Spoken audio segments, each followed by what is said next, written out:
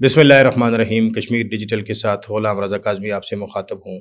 मेरे साथ मौजूद हैं हमारे तजज़ियाकार ग़ुलामुल्लाह अवान एडवोकेट। ग़ुलामुल्लाह साहब, प्रोग्राम में खुशामदीद। जी, बहुत ये शुक्रिया। बताइए कि मुस्लिम लीग नून आज़ाद कश्मीर के एक आला सतही अजलास से वज़ीर-ए-आज़म पाकिस्तान के मशीर और मुस्लिम लीग नून पाकिस्तान के एक ज़िम्मेदार रहनुमा है राना सनाउल्लाह साहब, उन्होंने ख़िताब करते हुए कहा कि मुस्लिम लीग नून मरकज़ से आपको पंजाब की तमाम नशिस्तें तकरीबन 9 या 10 हैं वो मैनेज करके देगी ताकि आज़ाद कश्मीर में आप गवर्नमेंट बना सकें। आज़ाद कश्मीर के अंदर कितनी नशिस्तें लेनी है उसके हवाले से आप एक मैकेनिज़्म और एक पॉलिसी बना के दें। ये क्या माजरा है? ये कौन-सी नशिस्तों की बात हो रही है? अच्छा रज़ा साहब, सबसे पहले तो हमारे आज़ाद कश्मीर की एक बदकिस्मती रही है कि हमेशा हमारे ऊपर कुछ ऐसे नालायक लोगों को मुसल्लत किया जाता रहा कि जिन्होंने इस रियासत को हमेशा सिवाय अपने ज़ाती मफादात के इस्तेमाल करने की कुछ भी नहीं किया। लेकिन राना सनाउल्लाह ने जो गुफ्तगू की उसमें उनके साथ अमीर मुकाम साहब भी मौजूद थे, मुश्ताक मिनाज साहब भी थे और मुस्लिम लीग नून आज़ाद कश्मीर के सदर शाह गुलाम कादर साहब भी थे। तो मैं ज़ाती तौर पे समझता हूँ कि ये जो राना सनाउल्लाह साहब की स्टेटमेंट है, ये एक गैर ज़िम्मेदाराना स्टेटमेंट है। क्योंकि जब राना सनाउल्लाह ने इस तरह की स्टेटमेंट दे दी, तो इसका मतलब ये है कि ये जो आज़ाद कश्मीर के अंदर इलेक्शन हो रहे हैं, तो इनकी मेरे हाल में ज़रूरत नहीं है। अगर सारी चीज़ें पहले से तय कर ली जाए, पहले से आपको पता हो कि पंजाब की सीटें आपको मुस्लिम लीग नून ने राना सनाउल्लाह साहब की क़यादत में आपको वहाँ से गिफ्ट तोहफ़े के तौर में मिल जानी है और बाकी आपने जो चंद सीटें हैं, तो वो आज़ाद कश्मीर में वैसे भी हमेशा से एक सियासी माहौल रहा है कि वफाक के अंदर जिसकी हुकूमत होती है, तो आज़ाद कश्मीर के अंदर वही लोग हुकूमत बनाते हैं। लेकिन इस दफ़ा जो नहीं, वही लोग हुकूमत बनाते हैं या उन्हीं को लोग वोट देते हैं? नहीं, ये इसको वही ज़रा क्लियर हुकूमत बनाते हैं। राना कैसे? सनाउल्लाह की स्टेटमेंट के बाद वोट नहीं देते हैं, वो हुकूमत बनाते हैं। लेकिन इस दफ़ा जो पाकिस्तान पीपल्स पार्टी के हाथ में एक एटीएम मशीन आ गई है, तो उसके बाद पाकिस्तान पीपल्स पार्टी की जो उछल कूद है, तो वो मुस्लिम लीग नून से ज़्यादा है। उनको ये लगता है कि तनवीर इलियास साहब अब क्योंकि पीपल्स पार्टी का हिस्सा हैं, तो उनके पास माशाल्लाह करोड़ों नहीं अरबों में रुपए हैं और वैसे भी वो अक्सर स्टेटमेंट देते हैं कि वो जब पीपल्स पार्टी में थे, तो वो अरबों के में उन्होंने जो है ना वो पैसे पार्टी फंड में जमा करवाए, डोनेशन दी और जहाँ-जहाँ ज़रूरत पड़ी। यहाँ तक कि मैं उनका कल इंटरव्यू एक देख रहा था, तो वो कह रहे थे कि मैंने आज़ाद कश्मीर के जो लोग एमएलए जो इलेक्शन लड़ रहे थे, तो मैंने उनको 2-2 ढाई-ढाई करोड़ रुपया दिया, लेकिन उन लोगों तक पहुँचा नहीं। तो अब पीपल्स पार्टी को ये लगता है कि तनवीर इलियास उनके हाथ में सोने की एक चाबी आ गई है। तो जिसको इस्तेमाल करते हुए वो आज़ाद कश्मीर में इस दफ़ा जो एक आज़ाद कश्मीर के अंदर एक बात है कि जिसकी हुकूमत वफाक में होती है, तो उसकी कश्मीर में होती है, तो वो तब्दील करने में हम कामयाब हो जाएंगे। तो पीपल्स पार्टी को बज़ाहिर इस वक्त ये लगता है कि राना सनाउल्लाह का बयान जो है उससे जो उनकी मकबूलियत है आज़ाद कश्मीर के अंदर, उसमें कमी आई है और फ्लोर क्रॉसिंग के लिए कुछ रास्ता बनाया जा रहा है। लेकिन मैं ज़ाती तौर पे ये समझता हूँ कि ये बयान की वो अहमियत नहीं है जो इस वक्त पीपल्स पार्टी जो है ना वो बाल की खाल उतारने को लगी हुई है, क्योंकि पीपल्स पार्टी के पास करने के लिए कुछ नहीं है। पीपल्स पार्टी तो हमेशा हर दौर में उन्होंने कुछ अपने वायसराय आज़ाद कश्मीर के लिए तैनात करके रखे। पहले जो रिजवान कुरैशी साहब हुआ करते थे, अब हाँ, तो अब उनके पास चौधरी रियाज साहब हैं कि जो इस्लामाबाद बैठे हुए हैं। लेकिन ये हमारी बदकिस्मती है रज़ा साहब कि इस वक्त इलेक्शन तो आज़ाद कश्मीर के होने जा रहे हैं, लेकिन जो सियासत का इस वक्त मंबा बना हुआ है, तो वो आपका इस्लामाबाद बना हुआ है और आपकी जितनी भी पॉलिटिकल लीडरशिप है, तो वो सारी इस्लामाबाद बैठी हुई है। कभी किसके पाँव में बैठे हुए हैं, कभी किसकी जूतियाँ सीधी कर रहे हैं, कभी किसकी टीसियाँ कर रही हैं, कभी किसके पास सिफारिशें लेके जा रहे हैं और कभी किसके लिए तोहफे आज़ाद कश्मीर के लकड़ी के जो है ना वो चीज़ें जो हैं वो जा रही हैं। तो मैं समझता हूँ कि ये इस रियासत की बेतौकीरी है और हमारे लोगों को कम से कम इतना ज़रूर सोचना चाहिए कि हमें इक़्तिदार के असूल के लिए किसी के जूतों में जाके नहीं बैठना चाहिए। चौधरी रियाज साहब जो हैं वो बिलावल हाउस जो है उसके इंचार्ज हैं। मतलब इंचार्ज आप क्या समझते हैं, किसी बिल्डिंग का जो इंचार्ज होता है तो उसको उर्फ़े आम में क्या कहते हैं, और एक चौकीदार के पास आप जाके सारे हाज़िरियाँ लगाते हैं और आप अपनी जो है वो सेल्फ रिस्पेक्ट वहाँ डैमेज करते हैं। और जहाँ तक आ गई ये जो लोग इस वक्त मुख्तलिफ पार्टियाँ तब्दील कर रहे हैं, मैं तो गैर पार्लिमानी अल्फाज नहीं यूज़ करना चाहता, तो मैं समझता हूँ कि ये वो लोग हैं कि इसमें बात में आते नहीं, हैं। ये वो लोग हैं कि जिनके नहीं, इस पे हम बाद में वैसे बात करते हैं, पहले ये ना बताएं ना ना, कि मैं कोई और बात कर राना रहा साहब का जो हूँ। मेरा बयान है। कहने का मतलब ये है कि ये जो लोग मुख्तलिफ जमातों के अंदर इस वक्त जा रहे हैं और बज़ाहिर आपको लग रहा है कि फ़लाँ जमात तगड़ी होने जा रही है, फ़लाँ जमात तगड़ी होने जा रही है, तो मैं समझता हूँ कि कोई जमात तगड़ी होने नहीं जा रही, बल्कि पॉलिटिकल पार्टीज कमज़ोर होने जा रही हैं। और ये हो वो वाले, चुकी है। हाँ, और ये वो वाले कारतूस हैं इनको किया किसने? कि जिनको आज़ाद कश्मीर का पॉलिटिकल सिनेरियो जो था वो इसको किसने डैमेज किया? आज़ाद कश्मीर की कौन सी आम शख्सियत है, नाम बताएं ना। रज़ा साहब, मैं ज़ाती तौर पे समझता हूँ कि इनको किसी ने डैमेज नहीं किया, ये खुद डैमेज होने के लिए तैयार थे और ये डैमेज होना चाहते थे। अब इनकी ये पोजीशन बन गई है कि इनको कोई लेने के लिए तैयार नहीं है। पहले ये होता था कि इनको जब लेते थे तो इनके नखरे होते थे, इनकी डिमांड होती थी, इनकी मुतालबे होते थे कि आप हमें टिकट देंगे, ये देंगे, वो देंगे।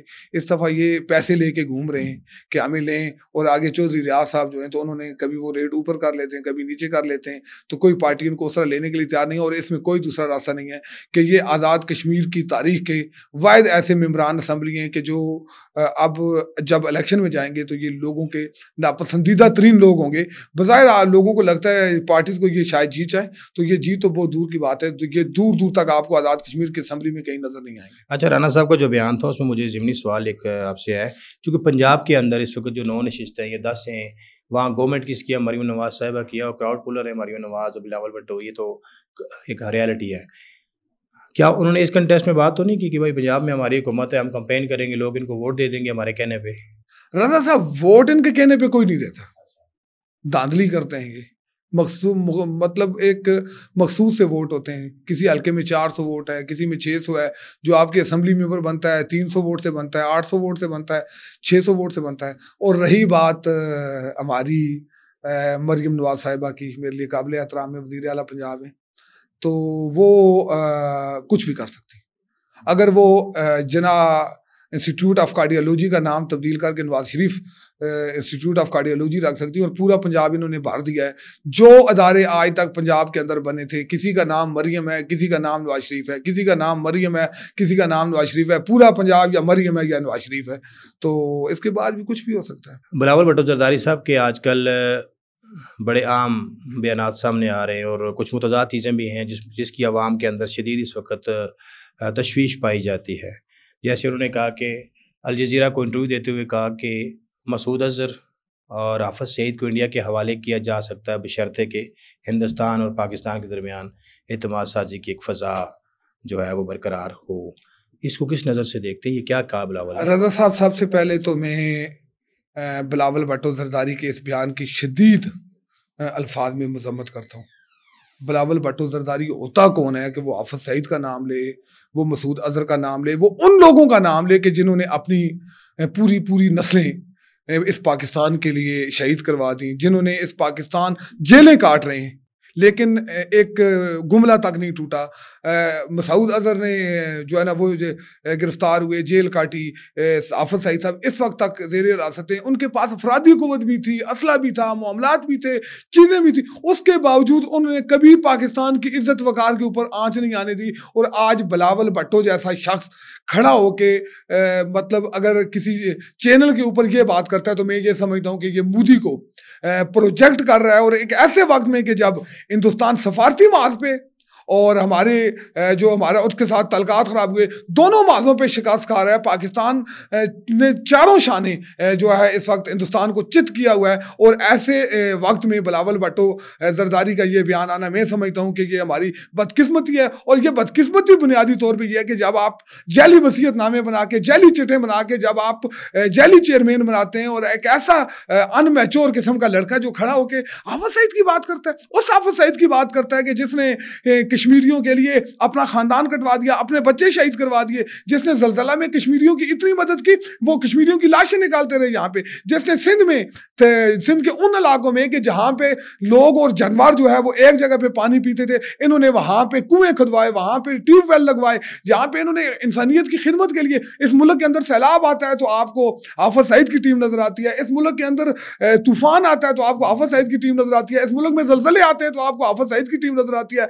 और आज आप उस आफत सईद की बात करते हैं कि हम उसको हिंदुस्तान के वाले कर सकते हैं, क्यों? ये कोई भट्टो का पाकिस्तान नहीं है, ये आसफ जरदारी का पाकिस्तान नहीं है, ये बिलावल की नस्लों का पाकिस्तान नहीं है, ये शहीदों गाजियों का पाकिस्तान है जो हमने बड़ी कुर्बानियां दे के हासिल किया हुआ है। मैं समझता हूं कि इसके ऊपर जो हमारे अदारे हैं उनको सोचना चाहिए, इस रियासत को सोचना चाहिए कि एक ऐसा गैर संजीदा शख्स जो है वो जो ये ख्वाब देख रहा है कि वो इस मुल्क का वज़ीर आज़म बनेगा, तो उनको सोचना चाहिए कि क्या ऐसे गैर जिम्मेदार शख्स के हवाले इस पाकिस्तान को किया जा सकता है। और मैं जाती तौर पर समझता हूँ पाकिस्तान की साबिक वज़ीर आज़म, और मैं ज़ाती तौर पे समझता हूँ रज़ा साहब, बिलावल भट्टो ज़रदारी का ये बयान जो पाकिस्तान पीपल्स पार्टी में के जो आज़ाद कश्मीर में इलेक्शन होने जा रहे हैं, इसके ऊपर बहुत ज़्यादा असरअंदाज होगा। और अगर पाकिस्तान पीपल्स पार्टी को आज़ाद कश्मीर में इबरतनाक शिकस्त हुई तो उसकी जिम्मेदारी बिलावल भट्टो पे आयद होगी। उसका ये बयान जो है वो पीपल्स पार्टी की जो बैती गंगा है उसको जो है ना वो तबाह बर्बाद कर देगा।